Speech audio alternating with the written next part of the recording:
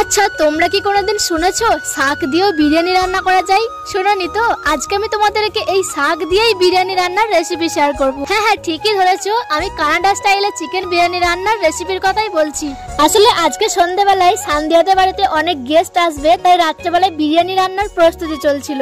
সান্দিয়া একাই বাড়িতে ছিল, তাই আমাকে ডাকলো একটু হেল্প করতে। গিয়ে দেখি সে বললো এই শাকগুলোকে আগে ধুয়ে কেটে রাখো।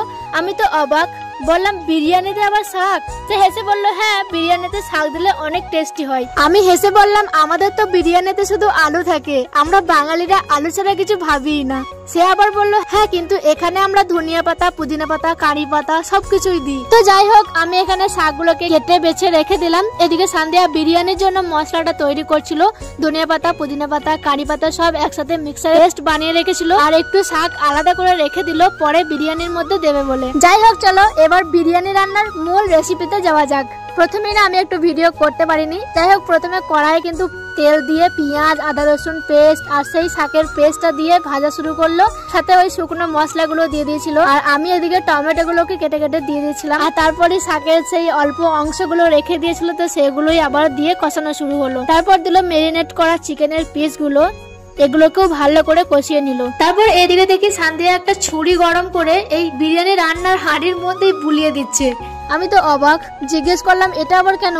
সে হেসে বলল এটা করলে নাকি খাওয়ার পরে পেটে লাগবে না। যাই হোক, সব মশলাগুলো ভালো করে কষানো হয়ে গেলে তারপরে 3 ঘড়া পানি দিয়ে দিলাম। পানিটা নির্ভর করে চালের ওপরে, যতটা চাল দিবে সেই পরিমাণে পানি দিতে হবে আর কি। আর এদিকে পাশেই আর একটা গ্রেভি রান্না হচ্ছিল, সেটা চিকেনের স্কিন দিয়ে তাতে ডিম সেদ্ধ দিয়ে সুন্দর করে একটা গ্রেভি বানাচ্ছিল। গ্রেভি বানানোর প্রসেসটাও ওই একই রকম, সব মশলাগুলো কষিয়ে চিকেনের স্কিন গুলোকে দিয়ে দিল। তারপরে ডিম সেদ্ধ করে রেখেছিল আগে থেকে, তো সেই ডিমগুলোকে ওপর থেকে দিয়ে দিল। ব্যাস, তারপরে গ্রেভিটাও তৈরি হয়ে গেল। যাই হোক, তারপরে সান্দিয়া এদিকে বিরিয়ানিতে গুঁড়ো মশলাগুলোকে দিচ্ছিল। অনেকগুলো গুঁড়ো মশলার প্যাকেট ছিল, তো সেগুলোই সব দিয়ে দিল। আর তারপরে আমাকে বললো একটু চেকে দেখো কেমন টেস্টি হয়েছে। আমি তো খেয়ে দেখলাম, আমার তো বেশ ভালোই লাগলো। তারপর দেখি তোমাদের দাদা ভাই চলে এসেছিল বিরিয়ানির গন্ধে, তাই তোমাদের দাদা ভাইও একটু চেকে দেখলো। তোমাদের দাদা ভাই আবার বললো যে একটু নুন লাগবে, নুন কম হয়েছে মনে হচ্ছে, তাই সান্দিয়া আবার একটু নুন দিয়ে দিয়েছিল। আর সবার শেষে সান্দিয়া আরো একটা মশলা দিয়ে দিচ্ছিল, যেটা কিন্তু আমরা কোনো তরকারিতে ইউজ করি না। সেটা হচ্ছে এই কোকোনাটের পেস্ট বা নারকেলের পেস্ট।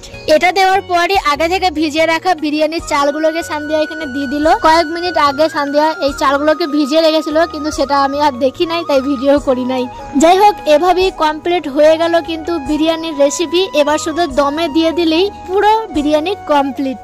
চলো, যতক্ষণ বিরিয়ানিটা দম হচ্ছে ততক্ষণ আমরা এদিকে বিরিয়ানির জন্য সালাদ গুলো বানিয়ে নিই। এই সালাদটা কিন্তু আমার খুব প্রিয়, যদিও নামটা আমি ঠিক জানি না, তবে খেতে না দারুণ লাগে। ঘোলের মধ্যে এই পেঁয়াজ কুচি, শসা কুচি, ধনেপাতা কুচি, কাঁচা লঙ্কা কুচি একসাথে সব মিক্স করে একটা দারুণ সালাদ তৈরি হলো। এদিকে সালাদটা তৈরি হওয়ার সঙ্গে সঙ্গে ওইদিকে বিরিয়ানিটাও রেডি হয়ে গেছে। ঢাকনা খুলতেই মন ভরে গেল, এমন সুন্দর গন্ধ আর দেখতেও দারুণ লাগছে। বিরিয়ানিটা দেখে আবার তোমাদের কারো জিভে জল আসছে না তো? কমেন্টে জানিও। রাতের খাবারে সান্দিয়া আমাকে বলেছিল তুমি আজ এখানেই খাও, তাই আমি ওদের বাড়িতে ডিনারটা কমপ্লিট করলাম। বিরিয়ানির সাথে গ্রেভি আর এই ঘোল সালাদ, তিনটার কম্বিনেশন একদম পারফেক্ট। খেতে সত্যি অসাধারণ লেগেছে। তো কেমন লাগলো তোমাদের আজকের এই কানাডা স্টাইল শাক দিয়ে বিরিয়ানি রান্নার রেসিপি? অবশ্যই কমেন্টে জানিও। দেখা হচ্ছে আবার পরবর্তী ভিডিওতে। আল্লাহ হাফেজ।